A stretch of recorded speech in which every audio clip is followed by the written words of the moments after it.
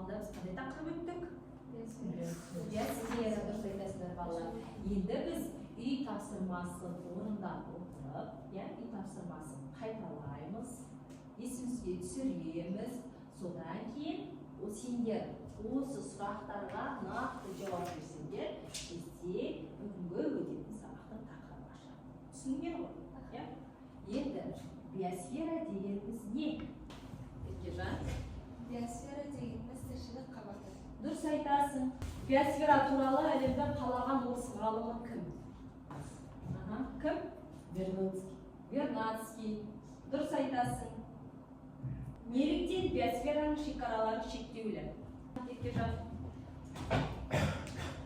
Биосфера жоғары қабатында шекара бар. Өйткені ол тірі ағзаларға зиянды. Ультра күлгін сәулелерінен қорғайтын бізде қандай қабат бар балалар? Азот. Дұрыс азот қабаты. Биосфера қандай компоненттерден тұрады балалар? Енді бүгін балалар біз сұрақтарға жауап беру арқылы топырақ және оның құрылымы тақырыбын дәптерге жазып отырмыз. Сабақ мақсаты оқушылар топырақ құрамын зерттейсіңдер, түрлерін картадан анықтайсыңдар, топырақ қабаттарын графикалық түрде жіктей үйренеміз. Балалар мақсатқа жету үшін біз білуіміз қажет. Топырақ дегеніміз не бүгін? Топырақтың құрылымы қандай білуіміз керек? Топырақ қалай түзіледі және топырақ кескіні дегеніміз не? Топырақ жердің өзге сфераларына қалай әсер етеді деген сұрақтарға сабақ соңында жауап беруіміз керек. Топырақтың пайда болуы бұл күрделі табиғат. Тау жыныстары топырақтың пайда болуына әсер етеді.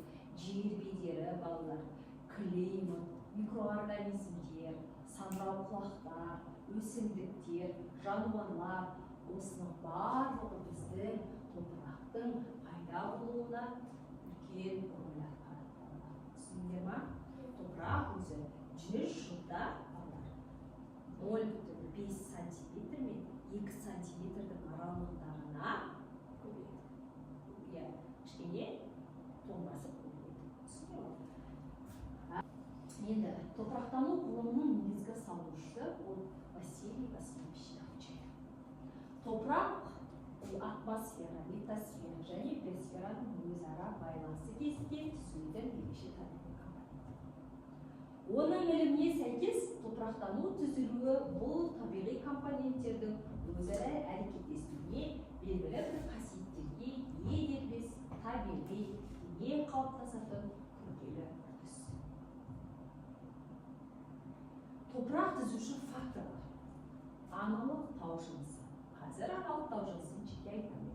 Климат, өсімдіктер мен жануарлар, жер бедері, кеңістік пен уақыт, адамның шаруашылық әрекеті барлығы біздің топырақ түзуші факторларға жатады. Топырақ табиғаттың биоқоқысты заты. Оның құрамында минералдық қосындылар мен тау жыныстары қатар органикалық қосындылар, шірінділер де болады. Өсімдіктердің тамыр жүйесі, топырақта тіршілік ететін жануарлар, микроорганизмдер секілді тірі организмдердің ажырамас бөлігі құрайды. Топырақ, су, ауа құрамында ерітінді, еріген заттар бар. Топырақтың құрамында су бар, ауа бар, қарашірік бар. Қазір біз көптеген зат бөлшектері бар. Осыны біз зерттеп практикалық балалар жұмыс жүргіземіз. Қазір оны аналық тау жыныстары жұмысы дегеніміз балалар тау жыныстары температураның ауытқиы, жел болады, ылғал болады, тірі организмдердің әрекеттері әсерінен бөлінеді, аналық тау жынысы түзіледі. Аналық тау жынысыны ол борпылдақ келеді балалар, көрдіңдер ме? Күннің әсерінен тез жылиды, ол ылғалды жақсы ұстайды. Бұл өсімдіктердің өсіп өнуіне, микроорганизмдердің көбеюіне жағдай жасайды. Түсінікті ғой? Енді балалар қараңдар. Біз осы сабақты түсіндіріп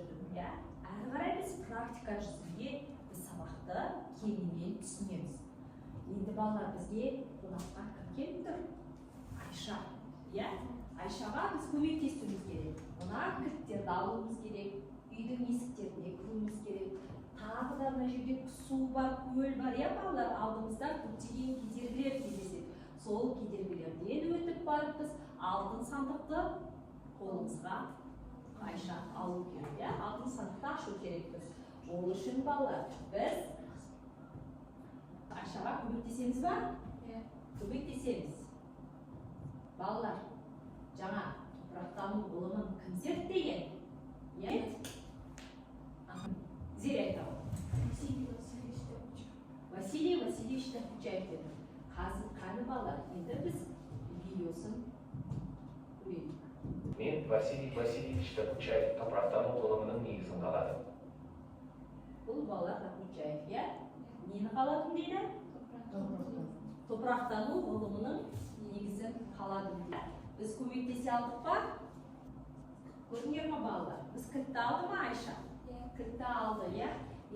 Енді бізде тапсырманы орындауға балалар сендерге бәйге бойынша бағалау жұмыстары жүреді.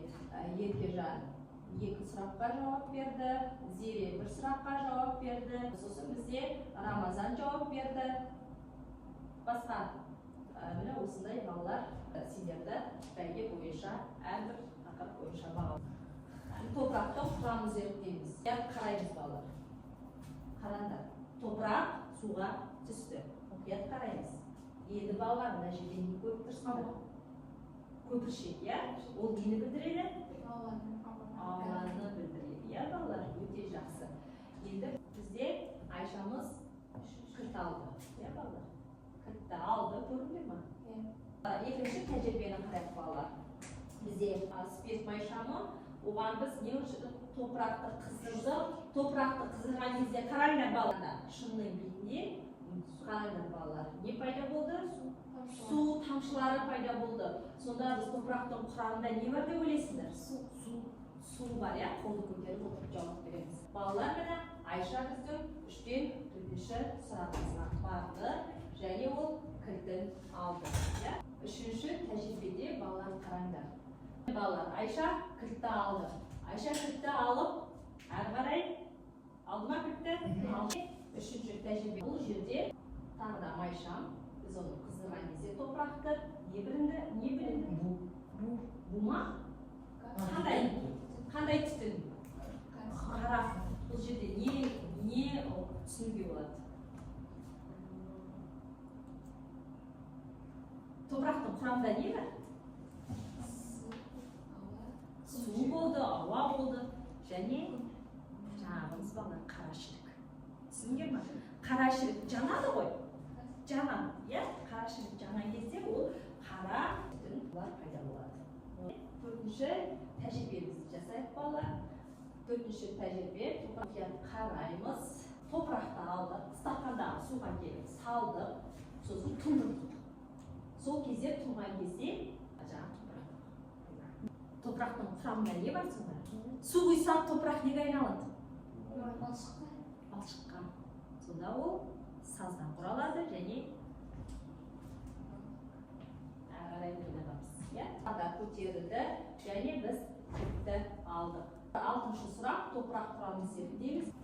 5-ші тәжірибеде балалар суда стақанға топырақты салды, араластырды.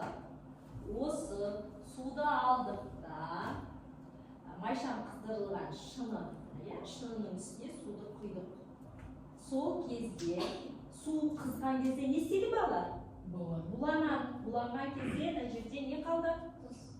Ақ, дұрыс айтасың, ол тұз. Түсіндіңдер ме балалар?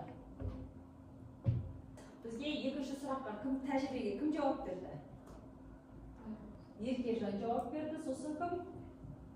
Зере ол маған жауап берген, иә? Рамазан, Нұржігіт, Еркелан сабаққа қатысып отырамыз. Бізде Айшамыз тағы да көтеріледі. Айшамыз біздің көтеріледі, иә? Балалар, Айшамыз біздің үйге келді. Енді балалар, топырақтың жаңағы құрамын білді. 2-ші сұрақта біз қорытындылаймыз, иә? Топырақтың құрамында не бар болды? Қазір балалар білетін боламыз, иә? Қаны балалар. зерттейікші. Топырақ топырағында су бар болды. Ауа бар. Тұз болды ма? Болды. Қарашық және саз. Түсініңдер ғой, саз балшықтардан тұрды. Енді бізде Айшамыз не істеді балалар? Өтті.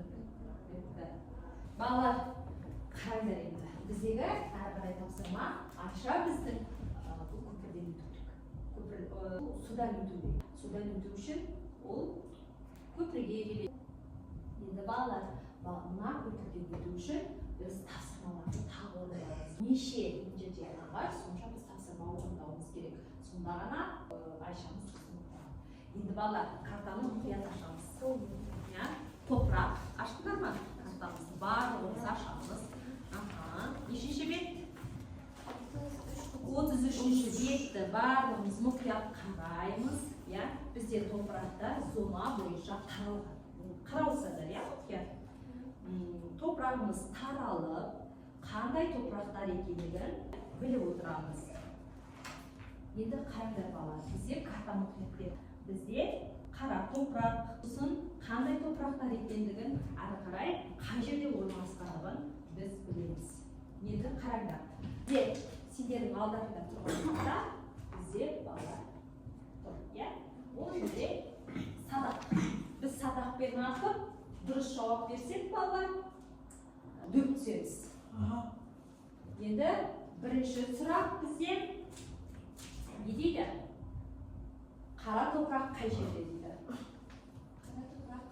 Мұқият қараймыз. Қара қоңыр топырақ қай жерде? Қоңыр топырақ қай жерде таралған? Және сұр топырақ қай жерде таралған? Біз білуіміз керек балалар. Қаны, Еркежан тоқтарға шыға қойшы.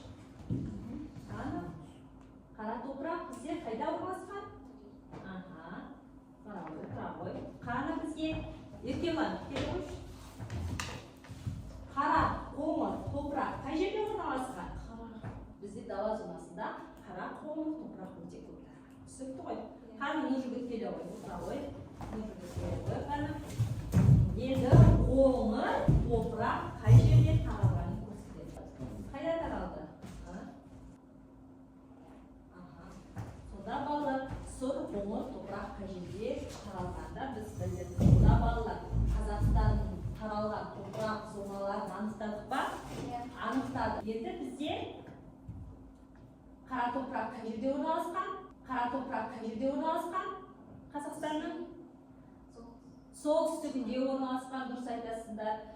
Қара қоңыр топырақ қай жерде тараған? Дұрыс айтасыңдар, жаңа кім айтты? Дала зонасында балалар тараған. Сұр топырақ қай жерде тараған балалар? Шөлейт зонасында тараған. Дұрыс айтасыңдар. Енді балалар, қараңдар. Айшамыз біздің өтті ба көпірден? Өтті. Қараңдар. Ол көпірден өтті. Біз 12-ші сұраққа келдік.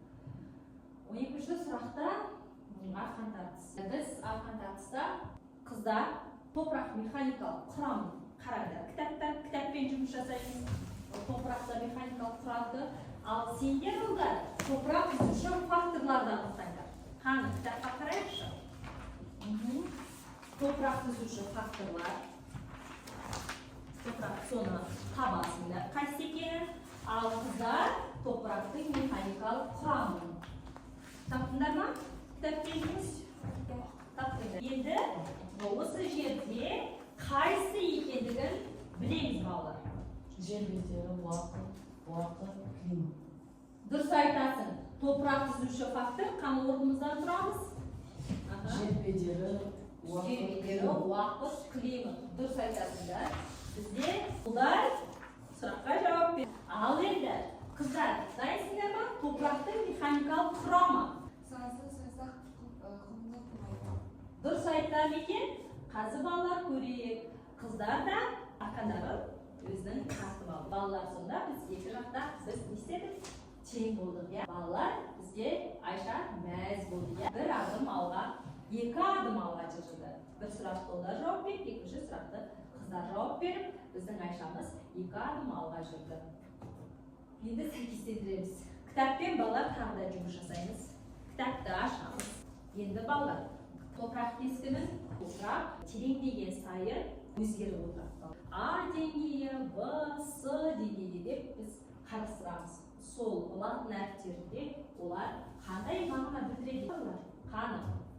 Мұқият қараймыз, сосын дәптерге жазып аламыз. Қаны балалар, енді түбірлік тау жынысы. Қайсысы деп ойлайсыздар? Аха, дұрыс айтасыңдар. Түбірлік тау жынысы бізде балалар. Көрдіңдер ме мұқият бізге? Сурет осы түбірлік тау жыныспен сәйкес келеді. Жігіт келе қойшы.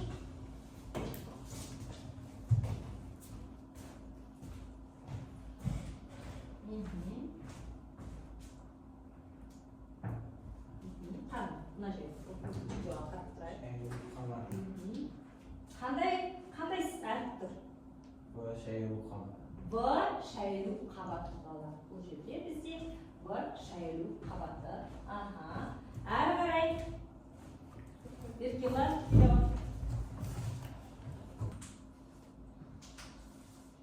не таптың? Қарашырық. Сонда А1 ол қарашырық қабаты. Мына суретте не байқап тұрсыңдар балалар? Балалар, жылы нүктелер көріп тұр. Ол қарашырық қабаты. Бізде ақырғы кім қалды? Келе қойыңыз. Рамазан, қаны бізде не табамыз? Орман төсемі. Иә, бізде қандай? А0 ол орман төсемі. Балалар, біз сонда жаңа осы тапсырманы орындау арқылы не білдік? Топырақ кескінін. Топырақ кескінін білдік, дұрыс айтасың. Топырақ кескіні бізде біз сәйкестендірдік. Топырақ кескіні. Бірінші бізде орман төсемі. Балалар, көрдіңдер ма? Екінші бізде қарашырық қабаты. Мынау орман төсемінен кейін бізде қарашырық қабаты пайда болды. Қарай, шайылу қабаты. Одан кейін балалар менен шайылу қабаты. Шайылу қабаты болады. Әрі қарай бізде аналық тау жынысы. Одан кейін барып түбірлік жыныстар пайда болады екен балалар. Міне осындай бізде сәйкестендіру. Балалар, біз тапсырманы орындадық. Енді бізде Айша өзінің мәресіне жетті. Айша бізде алтынды алды. Жауап бердік, иә? Ержан бізде неше сұраққа жауап бердің, иә? 9. Иә, 9 болды. Нұржігіт бізде бір сұраққа жауап берді. 6-шы тақырыптар бойынша, иә?